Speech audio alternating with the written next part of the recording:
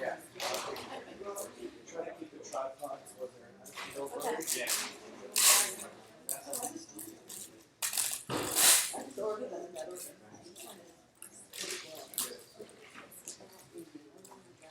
Do me a favor. Hold that.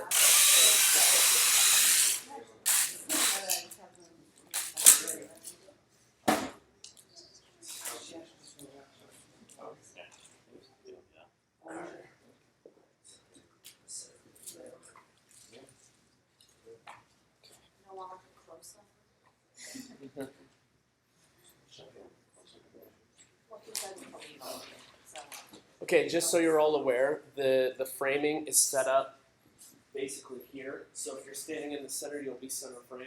Okay. So I will occasionally move the camera to focus on you guys, so don't feel obligated to go in the center. I am recording here, so if you want to throw your voices a little bit, that would be ideal. And then this is also streaming on YouTube. And you could ignore that. Go ahead. Hello, we are the Wedge at Hazel project. My name is Josh Boyle. I'm in environmental education. Stephanie Weigel, health education and public health. Gabriella Gessler, student in Youngstown State University Partnership. Julius Oliver, first year City Council. Courtney Boyle, stormwater engineer for green infrastructure. And I'm Andy Boyle, I'm an accountant. And we have a few other team members that weren't able to be here, but we brought together a group of community members who work and live in the Youngstown area who wanted to compete for the green infrastructure project. And so the first thing we did as a team is we came together with a vision. So our vision really came up with these three key points, which was connect, create, and educate. And first, we thought we wanted to connect the various different stakeholders and community members and groups all in the downtown area to each other. So finding a location for our green infrastructure that would be able to connect all these various communities. The next aspect was create. So we wanted to create this space for the connection of community members. And this was a space that we wanted to create for others, but also wanted to have a space for others to create as well. So giving maybe a stage for performing arts, or to involve some type of programs or activities, which kind of tied into our last key point for our vision, which was educate.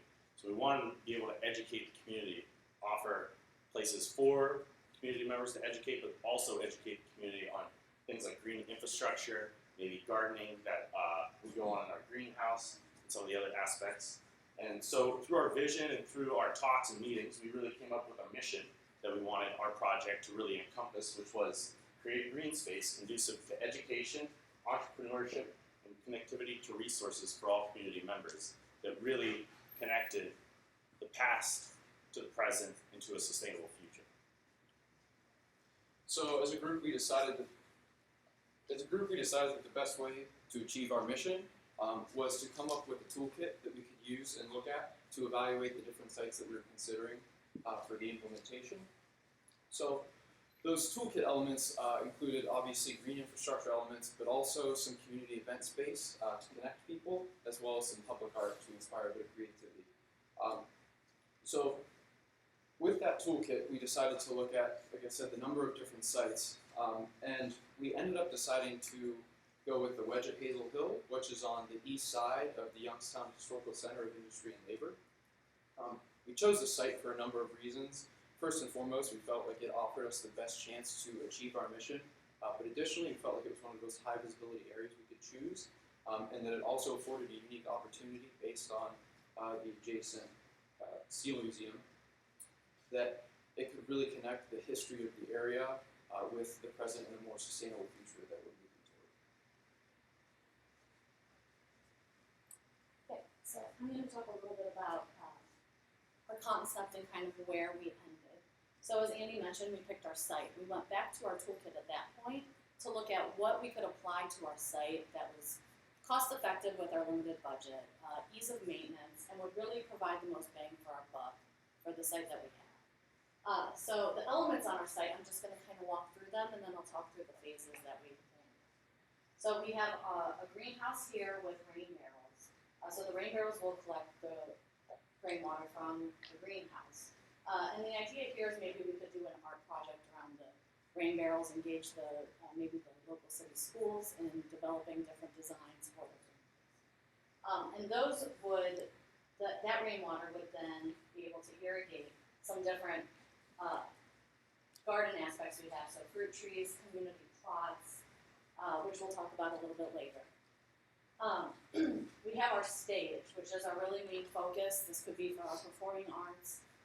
And the idea of this stage is that we would have a big placemaking sign on the back, the city of you, with you in a reflective material. So this helps tell our story. We will have educational signs around the perimeter, kind of bringing the past, which is at the Museum of Industry and Labor, and tie it around with the green infrastructure, so those educational signs, and kind of landing here where you can look at your reflection and know that you can make a difference in this community, you can contribute to the future that we're heading towards. We have a little playful element here, which is some geometric hammocks and an herb garden, a place to kind of just hang out and look at the rain garden here. There's a path running along through here just to make the space a little more accessible. And then the rain garden's really tackling a localized flooding problem that we have here. So there's catch basins down here a little more and up here. There's really nowhere for this rainwater to go when it runs onto the street. So we talked to the city and they'd be willing to do a curb cut for us here to allow rainwater to come into our rain garden. And the idea here is just to flow in and flow out. So that minimizes us needing to build additional infrastructure. But here we are holding water and cleaning the water, so there's water quality benefits here. And then the outlet would go back out to Hazel Street where it currently runs. The water currently runs down here. So we're pulling some of that water out and cleaning. We have a pre-treatment location here, so that helps take out those sediments additionally. And that pre-treatment would actually be a little higher up, creating a water feature. So the water would run into the pre-treatment and over into the rain. Our educational signage would be here, a few benches, and then we have another placemaking art piece of a topiary saying yo or something. So as far as phasing, to get in as much as we could for the initial phase, we have the rain garden, the stage with the City of You wall art, rain barrel storage with the greenhouse, and our educational sign. We feel those are the most important elements to start with. So building onto that would be the hammocks, the herb garden, the fruit trees, the planting beds, all of those we could build on. And our hope there is, first off, we built a budget that's pretty conservative. We use both engineering and architectural estimates to come up with this. We're pretty conservative in doing these estimates in the first place. So we're hoping that by getting some donors participate, should we be selected, or just thinking of smart ways to use our money the most wisely, we can add additional elements. So our additional elements are totaling about 7,000. It's not some pie in the sky kind of number. We feel like that could be achievable through reaching out to local members in the community that we do. So we realize that to achieve this concept, we really need to work collaboratively with community partners, which we have established. So initially, the Wedge at Hazel Hill will be maintained by our team. But moving forward, we realize that we're going to need help in maintaining such an amazing space. So Akron Children's Community Outreach Education and Support Center will be working collaboratively with the Youngstown City Health District as well as the Office of Minority Health to keep our finger on the pulse of the city and know what their health needs are, so we can provide education through injury prevention, nutrition, and fitness elements to address our food deserts that we face here in the city and educating our community members on healthy eating, healthy activities, and a way to engage them and educate them so that they are better able to be the best citizens that they can here in the community. Additionally, we'll be working with Mill Creek Metro Parks as well as Friends of Mahoning River to provide additional education to the community about ecology, river and water maintenance, and other things to make them, again, better citizens of the city and more well equipped to move us into our sustainable goal and our sustainable future. So further expanding upon the partnerships a little bit more, and as was previously mentioned in the presentation, the Wedge is a very adaptable space that is conducive to developing some educational programming. And to do that, we were seeing that, local schools or other systems such as the Lewis Center for the Arts would utilize resources that are placed by groups and organizations such as Mahoning Valley Food Coalition to look at sustainability efforts and our progression from industrial place to one that is more sustainable, looking at local farming and buying.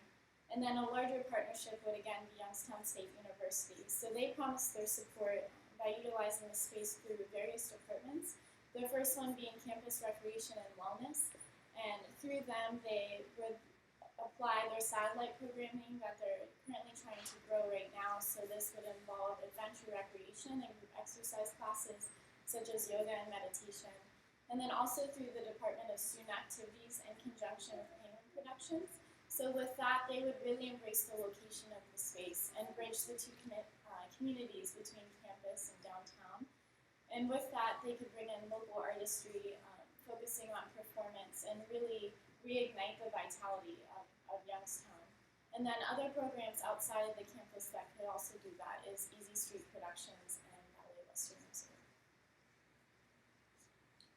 So a lot has been going on in the city lately as far as demolition, fighting blight, and trying to do things to bring the city's image up. So one thing that the Wedge can provide to the city is a place that has green space that can also educate. So the old Wild Center would be able to bring children over, teach them about green infrastructure so they can learn what happens with our rain runoff, how it affects them, how it affects their life, and how it affects our river. Also, organizations such as YNDC will be able to maintain this green space as they do in so many other places around the city. And as far as it goes with connecting people to the city, organizations such as the Colony will be able to use this space as a place to gather people in the community to meet and talk about other situations, other places in the city where projects like this can happen. And I see it as a great place and a great thing to happen in the city. Thank you. We'll open up for any questions right now. Just have a quick clarifying question. Is YNPC committed to maintaining this, or is that sort of an arrangement that you hope to build as the project is completed? It's an arrangement that we hope to build. So we have other organizations in mind. I mean, Cityscape could be one. The city could also be one. So yeah, we haven't fully vetted those partnerships, but we have been talking closely. So. That's fine. My other was related to budget. You referred to the budget as being conservative. Looking at the numbers, I'm not convinced of that, only because, I think you can execute all the components that you were describing, but to do it in a really substantial way, I think that your numbers seem really low. And so I'm just wondering if, when you get into the real nuts and bolts of executing this project, if you've thought about, having the phasing of things that you might kind of choose to focus on and things that might go away. I appreciate that you took the $7,000 worth of work out as an additional kind of add-on, but I think even what you're describing in the initial things is pretty ambitious for a $20,000 budget. It is. I agree. And a lot of that, the rain garden, just to give an example, is $8,000. And for bioretention, that's a low number. But what we factored in is that we aren't building under drains and infrastructure because we have a flow in and flow out. So all we need to provide there is soil, sand, compost, and we would be executing that. And I work for Amos Consultants. We build a rain garden on our property, so we do have some connections to hope that we can get excavation cover. But we have put some of the prices in. But I do think there's some things that, like lighting, that would maybe not be necessary to include the first round. Even educational signage, that would be great, but maybe we can find a cheaper way to do that. We have 1,700 in there, kind of thinking of those big, robust signs. So maybe there's a better way that we could do that. But I think our main focus would be the rain garden because that's the green infrastructure piece. And then the stage, if possible. Maybe that needs to become a lower platform or something. So there's ways that we can adjust this. Even though we should be get the grant for $20,000, we also have to make these larger donations that could prolong the life of the Wedge. So it's not just plus I'm a professor at National State University, plus I have the advisory to the past, of which I already told the students that if they should come to fruition, that they would be also volunteering their time to help maintain this part of the city of Youngstown. So I think with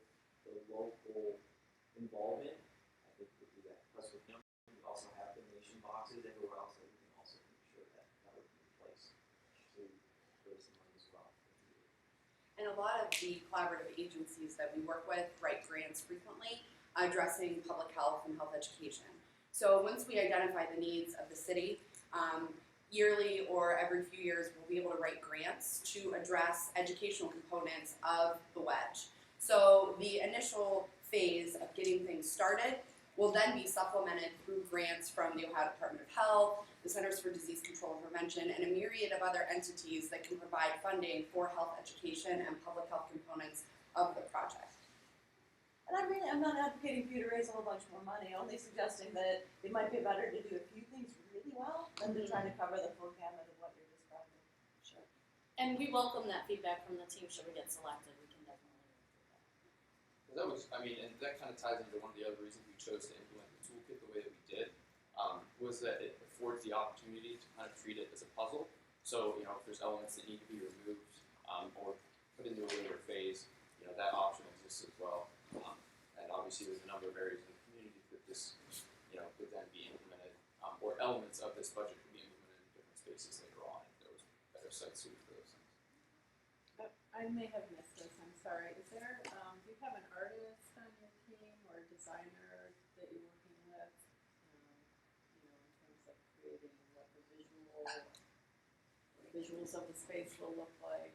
Yes, so Sarah behind you is our graphic designer. And we also have an architect on our team who's not able to be here. Okay. And just to comment, I think that creating those partnerships for maintenance of the space is going to be, you know, really extremely important because you don't want to create a space like this and then have it deteriorate and become like the opposite of what you had intended. Absolutely. As a proponent of green, I'm always pushing maintenance because without it, projects just die. So. And that was a big thing that we made sure that all of the partners who are on the team agreed upon.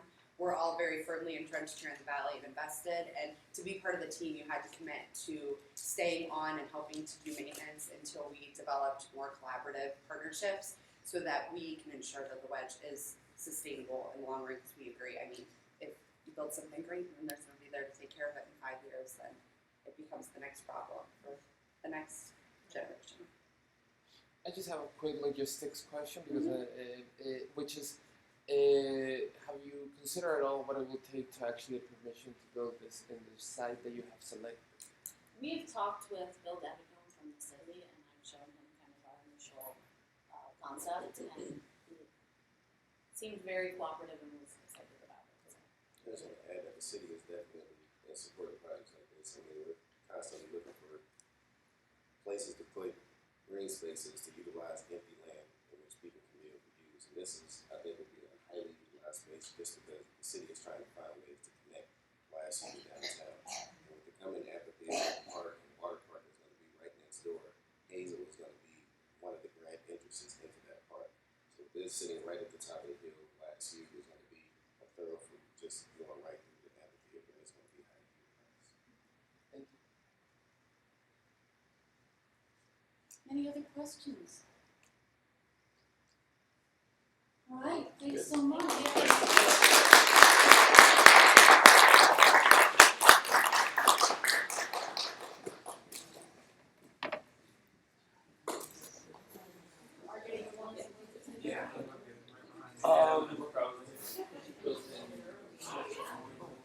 How dare you?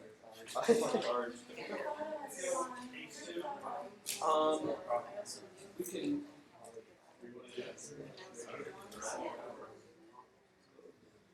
Leslie, do you want to? We're early, so do you want to wait? Yeah. Okay. Let's just stay with you. That's totally fine.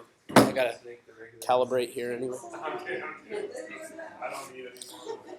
So if you're watching, stay with us. We're going to be live streaming this until 1 o'clock, at which point we'll be back in an hour around 2 p.m. Eastern Time. So just stick with us. We're going to live stream continuously. They'll probably be broken out through several clips.